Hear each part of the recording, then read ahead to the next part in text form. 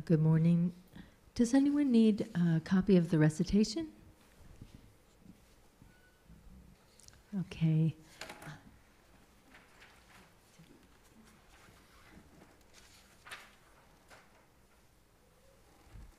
And also, I just want to remind you to turn off your cell phones in case they're still on. Thank you.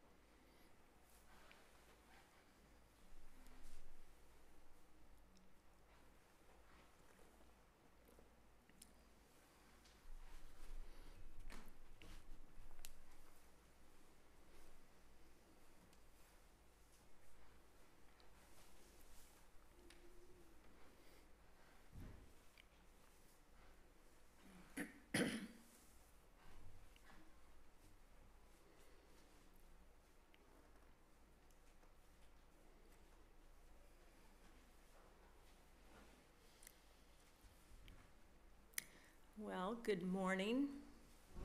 I'm trying out this mic for more than throat clearing. Is that good enough? Should I put it any closer? A little closer. Try that. If you have any problems, just make a gesture.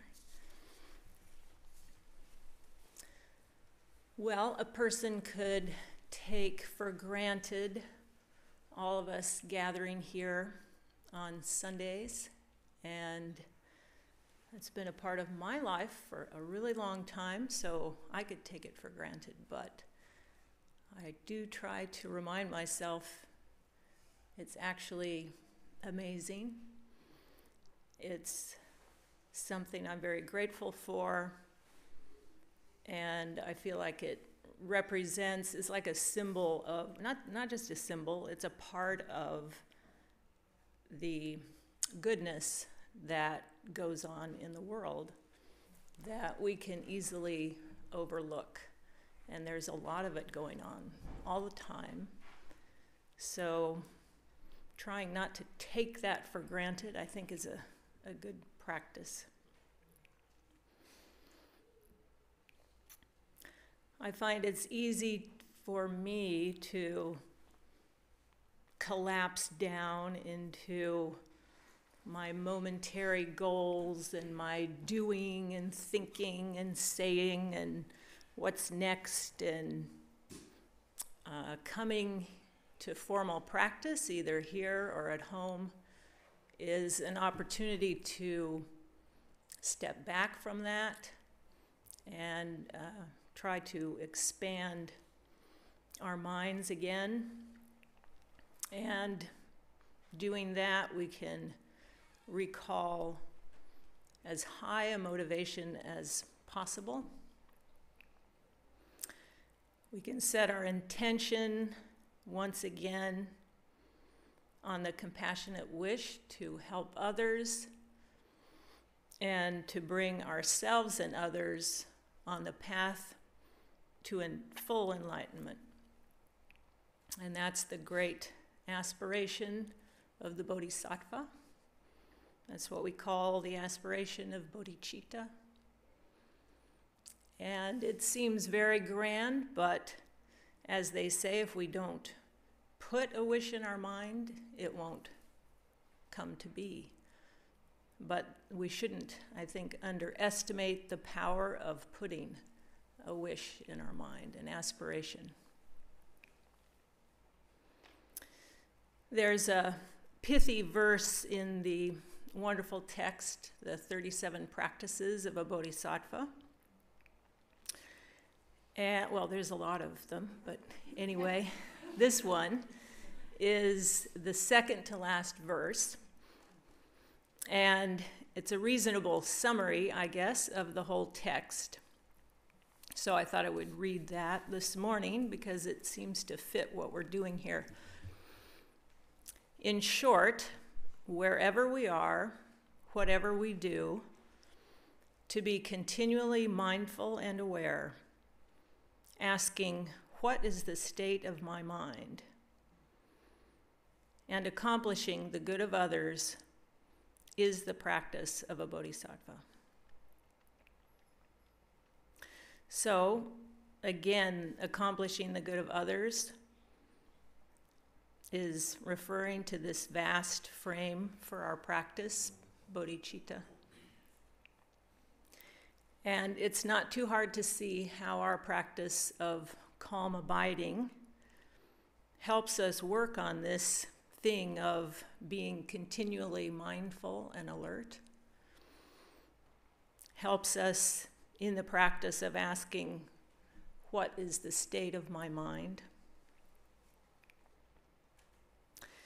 And it helps us cultivate both the relative and the ultimate aspects of bodhicitta. So from the relative point of view, being able to notice what's coming up in our minds, being able to notice negative thoughts and emotions coming up, being able to see harmful habitual patterns start running. This kind of thing depends on paying attention. And it depends on being able to pay attention.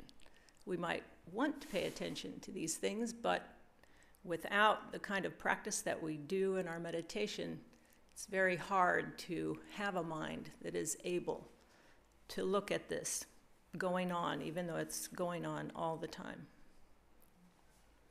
Similarly, being able to see the positive movements in our minds depends on being able to see and notice and be alert. We can see positive movements, that thoughts or emotions, we can build on those because we see them. We can start to have a good thought and then make it more. We can see opportunities in conversations where we might be able to say something helpful. We can see the possibilities for helping someone physically if we're paying this kind of attention and being aware. So basically, we can't implement any kind of training in ethical conduct unless we have some kind of ability to be present and aware. So that kind of working with our minds is on the relative side. It's kind of a pruning out of the negative and a cultivation of the positive. But our training in calm abiding as well serves to set the stage for the dawning of ultimate bodhicitta. And that, we could say, is along the lines of coming to know the very nature of our existence, the very nature of reality.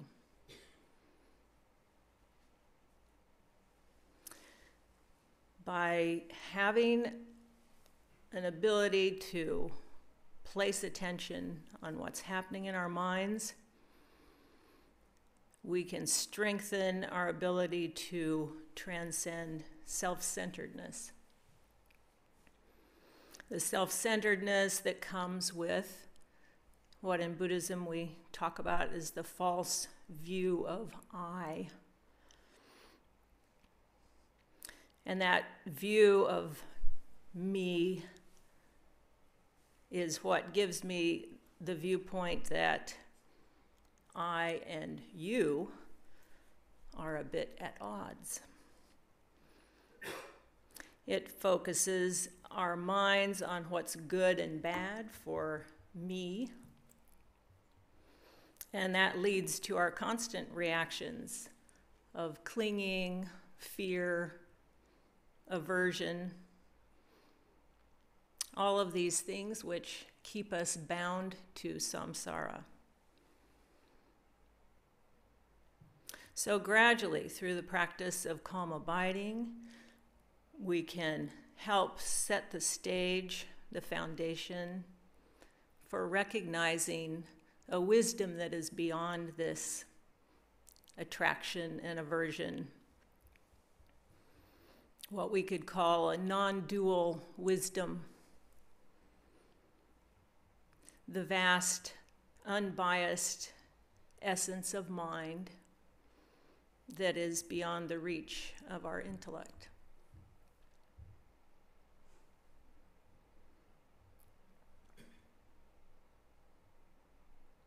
So now we'll say our prayer to again remind ourselves of bodhicitta, as well as refuge in the three jewels, the Buddha, Dharma, and Sangha.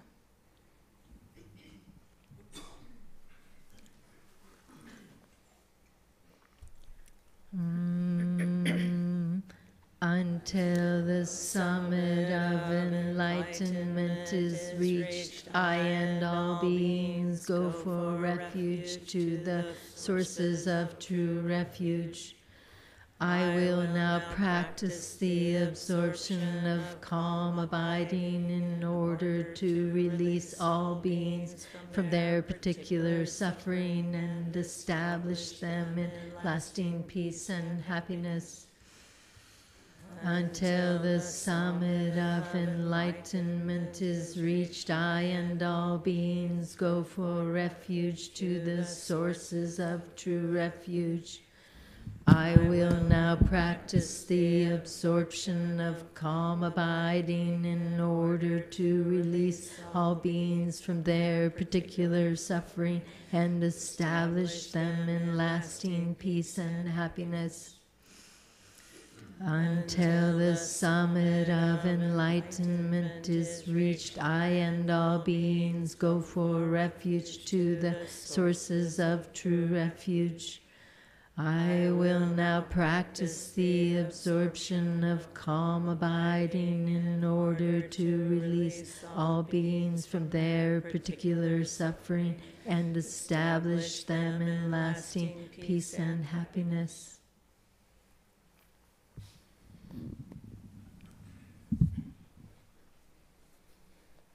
So as you may or may not know, there are many methods of calm abiding, and you, of course, have your choice what to use.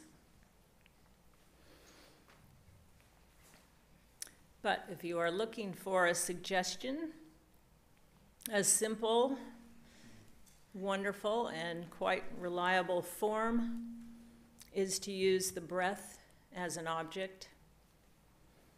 When we say an object, it's almost like a tether, something that we come back to while we're flying around like a tetherball. So starting out, we can review our posture and think of straightening maybe at first so that our spine is straight in a natural way. And then think of relaxing And releasing tension where you can.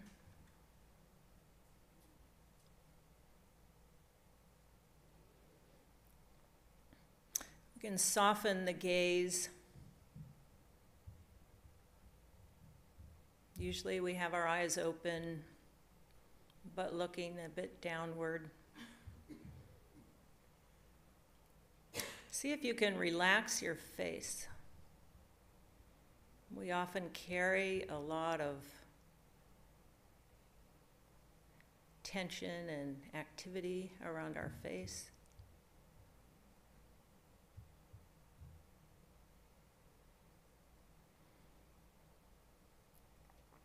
Now place your attention on the breath and rest there.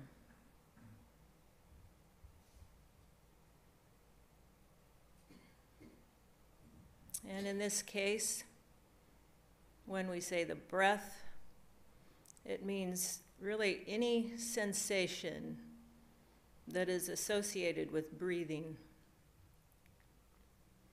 wherever that might occur in your body.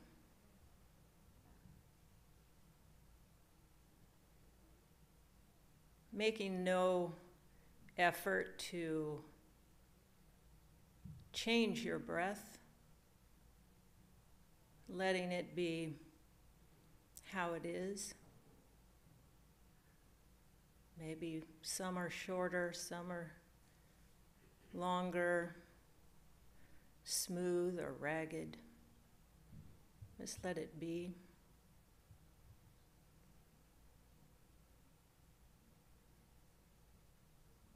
And once we've gotten started, the main instruction could be called return. Whenever you find yourself having lost track of your meditation, maybe you forgot the object, the breath, maybe you forgot you were even in this room. In that moment, simply return. Replace your attention on the breath. No fuss, no scolding. Return again and again, however many times.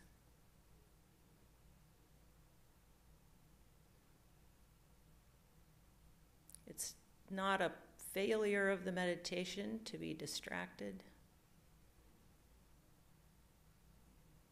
And the proper implementation of the meditation is about returning.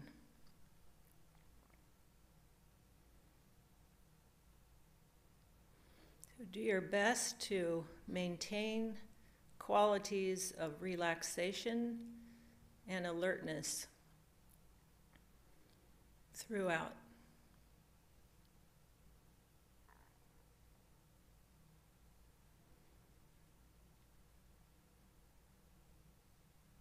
And I'll provide a couple of noises with the bell that will indicate a short stretch break.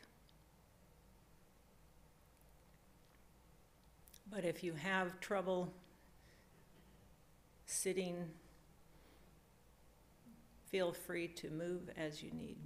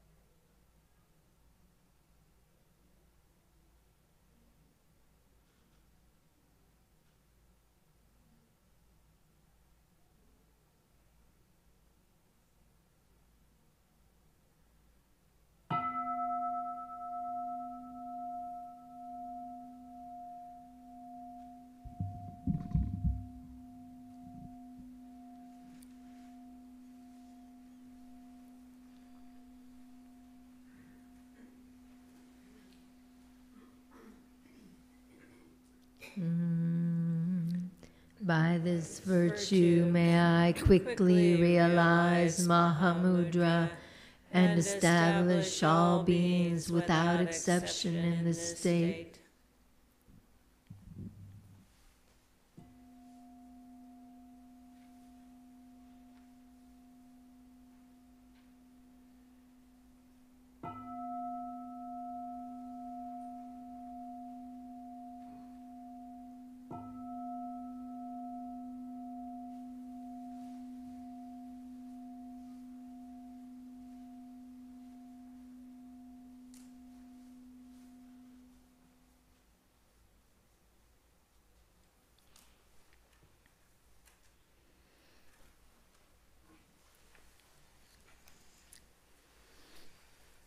Thank you all.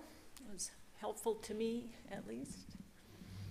And thank you to our Omse chant leader, our streamers that silently continue time after time, and I often hear from people who take advantage of that.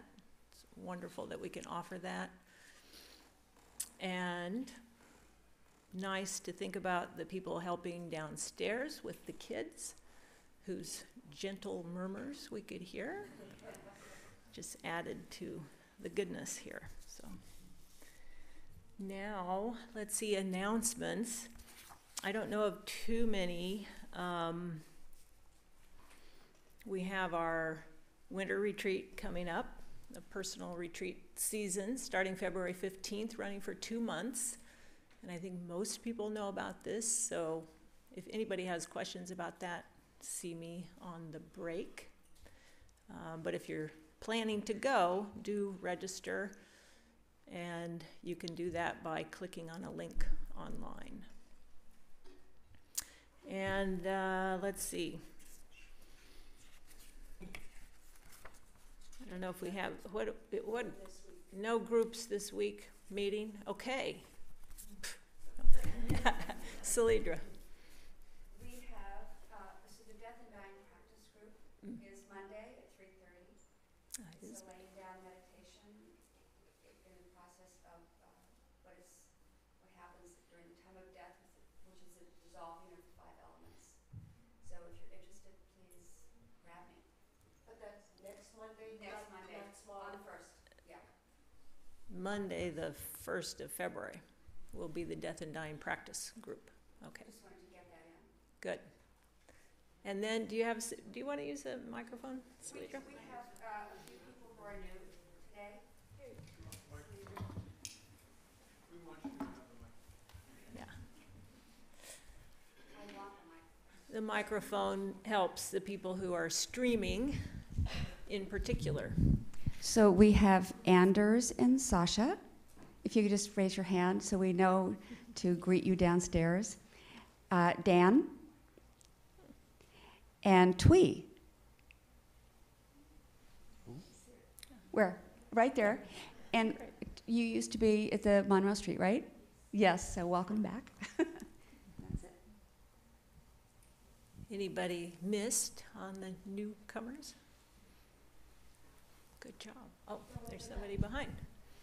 There's somebody else? Yeah. Well, hi. Here's the microphone. What's your name? I'm Maggie. Maggie. Welcome. If you see me after this, I'll give you some information. Yeah, welcome all of you, and certainly feel free to introduce yourself to myself or to any other person here. I want you to feel welcome. So are there any announcements? Do you want to make anything, Cynthia, about the upcoming meeting on February 9th?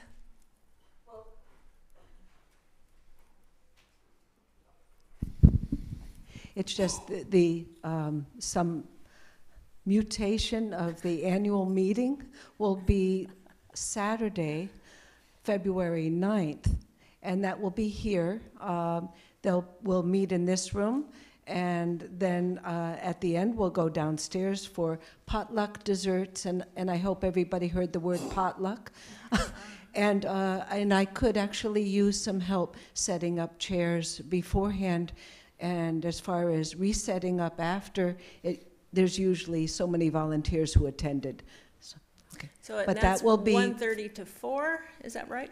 Still? Yes, 1:30 to 4, Saturday, February 9th. Okay. Okay.